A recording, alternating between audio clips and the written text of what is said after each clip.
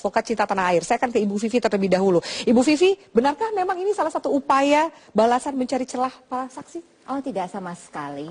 Karena sebetulnya kita ini kan lagi sidang, tentu saja ini dalam koridor hukum. Nah, KUHP pasal 185 itu di dalam penjelasannya jelas dikatakan bahwa saksi itu harus bebas, jujur, dan objektif. Nah, kemudian juga di dalam pasal yang sama, ini di penjelasan pasal 185 KUHP, tentu Bapak juga tahu sebagai pengacara kan. Nah, kemudian juga di dalam pasal tersebut dikatakan juga kehidupan saksi itu harus dilihat supaya diketahui bahwa saksi ini memang dapat dipercaya. Karena itulah kami diizinkan hakim untuk menggali setelah kami kemukakan pasal tersebut. Dan terbukti bahwa banyak sekali kejadian-kejadian yang sedikit aneh gitu, yang memang akhirnya kita patut mempertanyakan kredibilitas pada saksi itu. Mereka pasti sudah tidak objektif, mereka pasti sudah tidak jujur, dan mereka pasti sudah tidak bebas karena ada afiliasi dengan calon pasangan nomor tertentu. Oke, saya minta langsung silakan bagaimana respon Anda soal kalau saya pertama saya garis bawahi dulu ya bahwa akta itu kuasa hukum dalam saat mendampingi Habib Novel membuat laporan ya. Jadi saya mau coba nanti fokus ke Habib Novel ya. Novel Mbak Mumin maksudnya ya? Ya.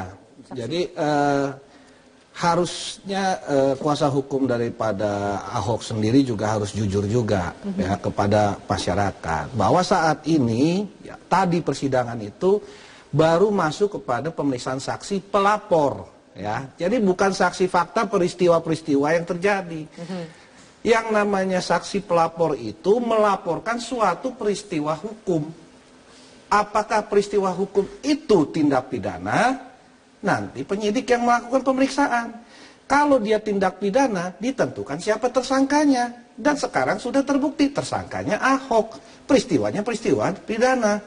Dilimpahkan ke pengadilan, jelas. Jadi bukan saksi fakta sehingga kemudian mematahkan alasan bahwa tidak ada saksi apapun yang berada di lokasi. Ya, kalau menurut saya itu hanya bunga-bunga ke media aja. Hakim nggak akan menilai itu sebagai suatu poin untuk membuat suatu pertimbangan hukum. Kalau menurut saya seperti itu. Anda melihat bagaimana Anda lihat bahwa juga mempertanyakan, ini kan banyak pertanyaan soal kredibilitas saksi. Iya, kredibilitas saksi itu begini Mbak ya. Yang namanya saksi pelapor itu adalah orang yang pertama kali melaporkan karena dia melihat ada suatu peristiwa. Apakah peristiwa ada suatu peristiwa hukum maksud kami ya? Apakah peristiwa hukum ini tindak pidana? Disidik oleh penyidik gitu. Nah, ternyata setelah disidik oleh penyidik ini tindak pidana. Dan kemudian ada tersangkanya. Gitu. Jadi jelas ini. Jadi jangan dulu masuk yang melebar-melebar. Jadi jangan dibohongilah masyarakat Indonesia. Cukup ditanya kepada saksi pelapor ini, peristiwa hukum apa? Kan gitu. Bagaimana Anda bisa melaporkan ini? Sebenarnya simpel-simpel aja kok. Semudah itu, Ibu Vivi? Ya tidak begitu. Orang melaporkan harus ada motifnya. Untuk apa dia melaporkan satu peristiwa? Apakah dia mengalami langsung, mendengar langsung, melihat langsung? Ternyata dalam kasus ini, Pak Novel khususnya ya, kalau kita bicara, dia ini sedang memberikan satu keterangan yang sama sekali tidak akurat.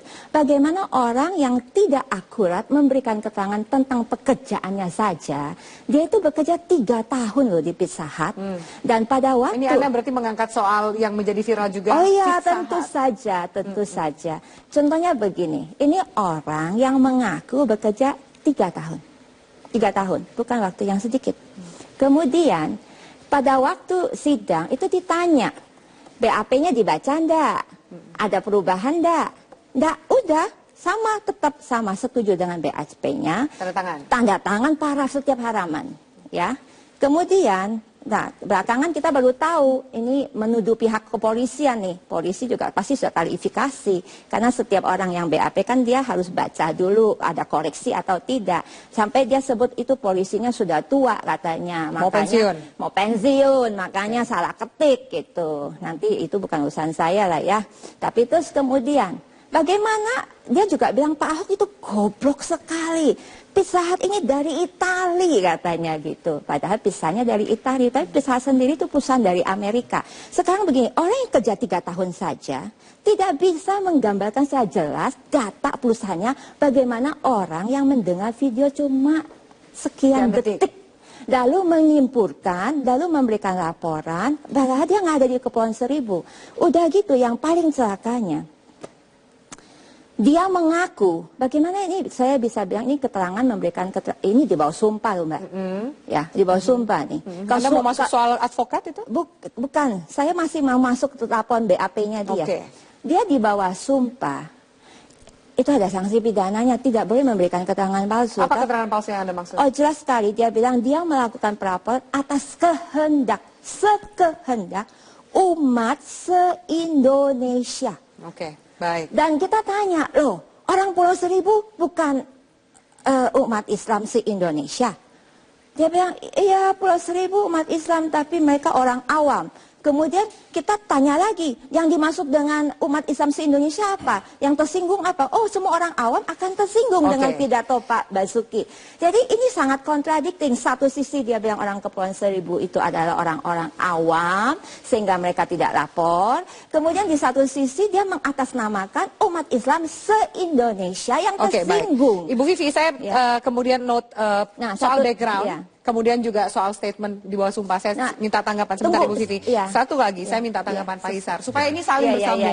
Jadi begini, ini kelihatan lagi bunga-bunga bahasanya. Tidak, ini yang ada di namanya, BAP, sebentar, Pak. saya jelasin. Ibu jelasin, saya diam. Betul. Saya komentar. Jadi biar saya jelasin dulu, ini biar orang Indonesia tahu gitu loh. Jadi bahwa ya, yang namanya manusia Indonesia, warga negara Indonesia, kalau dia mengetahui ada suatu peristiwa hukum yang diduga itu tindak pidana, kewajibannya untuk melapor. Kita melihat mayat di pinggir jalan yang ada tertusuk misalnya apa, itu diduga tindak pidana, lapor polisi, wajib, jangan lari, kan begitu. Tapi soal background ini saya minta tanggapan Anda. Saya teruskan.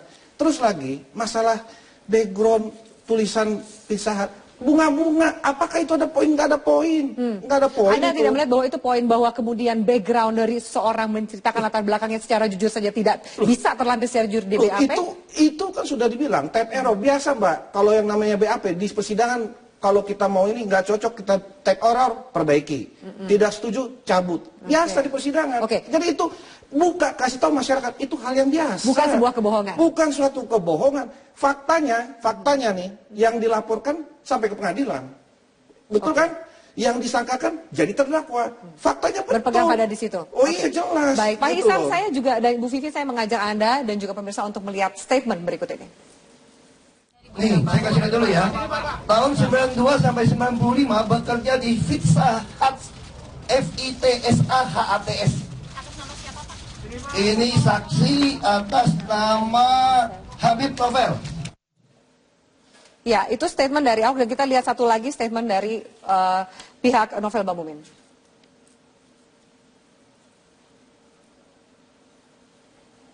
Oke, kami mohon maaf ada kesalahan teknis. Baik, silakan Anda teruskan. Ya, jadi masalah tulisan itu Mbak, kan gini Mbak ya, orang diperiksa berjam-jam, 10 jam lebih waktu itu.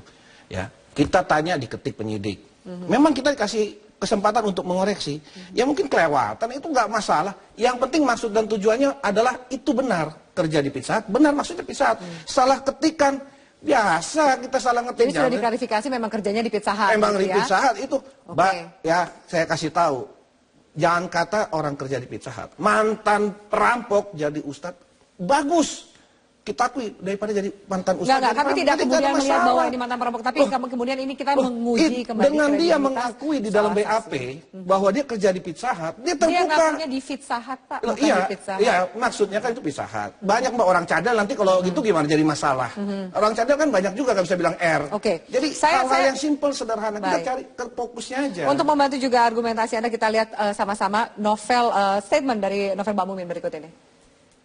Itu apa yang ditolak semua, termasuk Kepulauan Seribu, apa yang Ahok telah lakukan, Ahok mengakui bahwa iya benar Kepulauan Seribu, artinya saya nggak perlu saksi lagi. Ahok sudah bersaksi di tanggal yang benar, di tempat yang benar, di waktu yang benar, pada saat yang benar. Ahok sudah mengakui itu, artinya sebagian ditolak, sebagian diterima. Udah terima. Oke, dua statement sudah sama-sama kita putarkan ya. Baik, Anda mohon menanggapi itu? Ya menurut saya udah benar ya, artinya selama ini Ahok tidak pernah membantah bahwa dia ngomong di Kepulauan Seribu dan kalimatnya itu adalah benar seperti itu. Udah nggak ada masalah. Makanya tinggal ketok palu sebenarnya majelis hakim nggak susah kok. Nggak susah. Nggak Oke. susah. Bu Sini silakan Anda tanggapi. Iya, terlihat sekali kasus ini penuh dengan rekayasa politik ya, dan terlihat sekali bagaimana pihak-pihak ini terutama Apa juga rekayasa politiknya Bu? Aku jelas menjadi tersangka dan ada pengadilan yang juga ya ini kan jelas ya kan. Ini pihak pelapornya kredibilitasnya udah perlu dilakukan. Mereka sudah tidak bebas karena kan rata-rata dari FPI juga.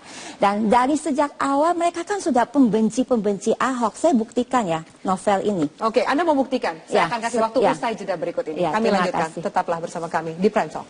Ada 2 orang mati karena Ahok. Ini di dalam sidang di bawah sumpah. Dan kemudian dia terang-terangan mencaci maki Pak Ahok di dalam sidang itu juga.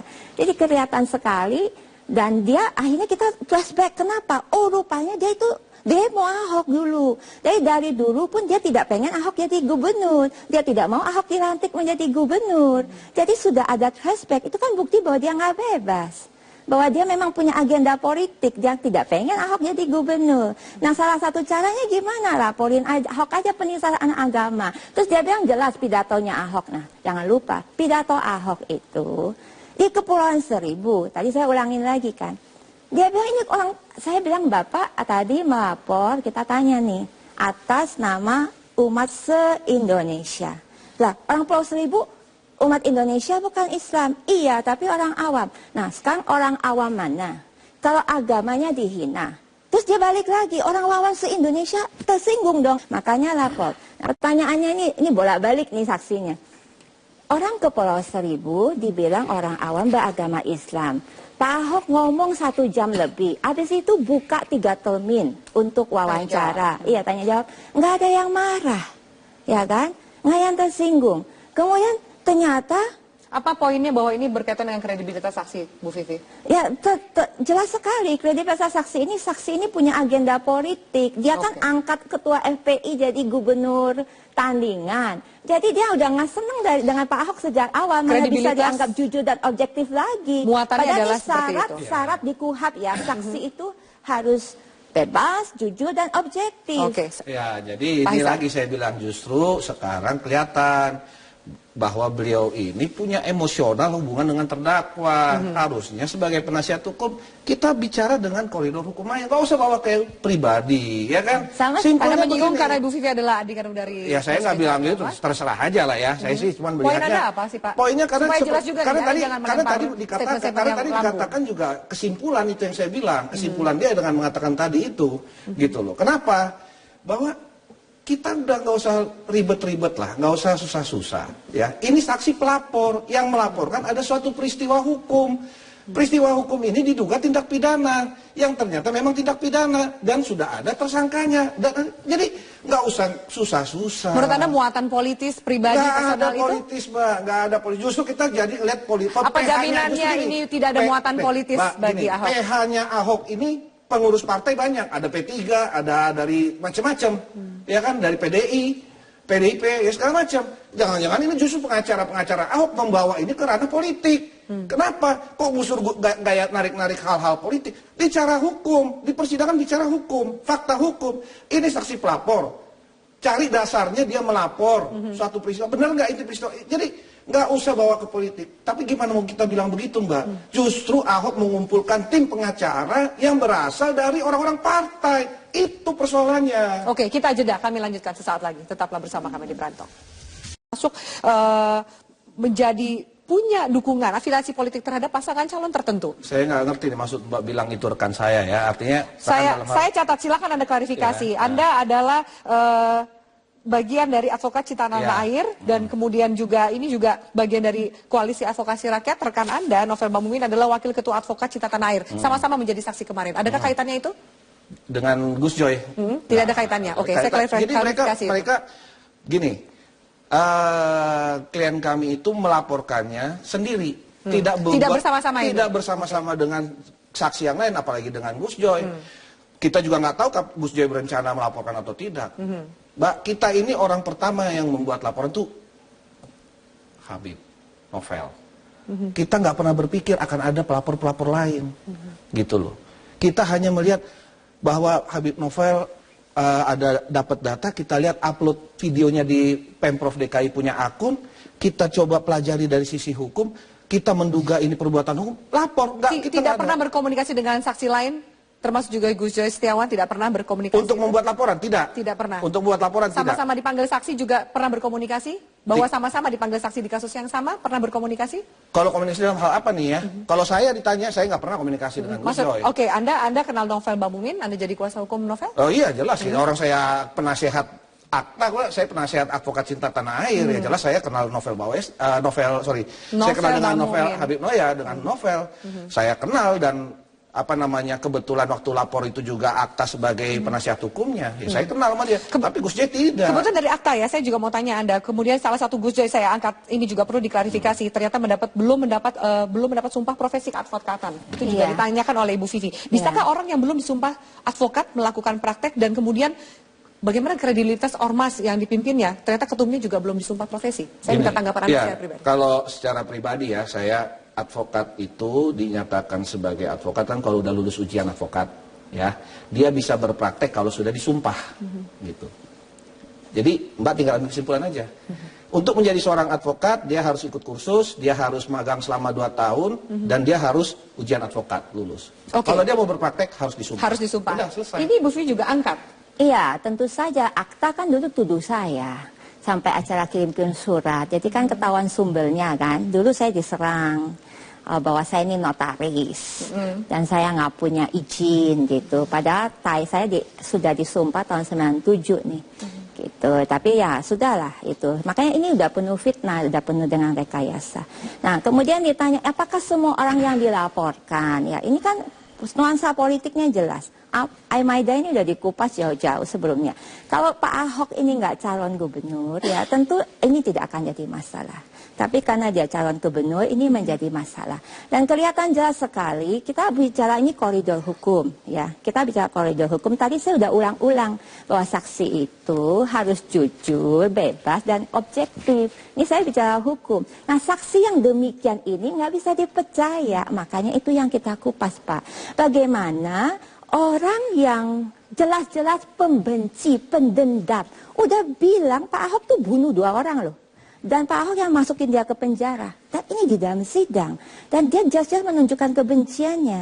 Nah, jelas dia sudah punya motif. Nggak benar dong waktu mau laporin Pak Ahok. Kira-kira begitu kan. Nah, kemudian saya saksi yang lain, Gus Joy. SD, SMP, SMA, lupa. Masa orang sekolahnya tahun berapa nggak inget jadi saksi pelapor? Gitu kan. Terus kemudian dia mendukung pasangan calon nomor 1, kasih deklarasi. Nah tujuannya apa dia melapor? Anda tetap bersikukuh bahwa ini penuh dengan muatan politis. Dan kemudian dia juga ngapain melakukan penipuan atas identitasnya sendiri. Kalau saya difitnah oleh saudara akta di sini yang bilang saya bukan pengacara. Ini bahaya nih. Sebentar. Silakan Pak Isar, Anda tanggapi. Sampai masuk boleh. surat ya, Pak. Ya, jadi begini. Katanya saya bukan pengacara. Begini. Saya ini justru bahaya bahasa Ibu nih. Sebentar. Kita fokus juga. Kita kan juga mau mengukur kredibilitas dari saksi supaya kualitas dari sidang Ahok ini dengan sebaik-baiknya. Jangan ditarik, saya minta tanggapan Anda sesuai dengan koridor. Silakan. Betul, justru itu tadi dibilang. Kita ngirim surat ke pengadilan karena pada sidang pertama, Ketua Majelis Hakim mungkin kelupaan menanyakan sesuai sidang biasanya. Kan pengacara tahu kan, ditanya mana kartunya, mana sumpahnya, kan gitu kan. Kemarin sidang pertama tidak. Padahal itu banyak pengacara. Biasanya tanya kelupaan. Kita kirim surat mengingatkan Majelis Hakim. Karena apa? Karena berdasarkan data dari kita lihat di media sosial, kita bilang, ada notaris? Iya, jadi patut diduga berdasarkan berita itu notaris. Jadi tolong dicek kartunya semua. Jadi kita bukan menfitnah, salah loh Bu. Jangan bilang begitu. Justru Ibu yang harus klarifikasi kalau ada berita Ibu itu dituduh notaris. Ya kan Ibu jadi jangan nuduh fitnah akta.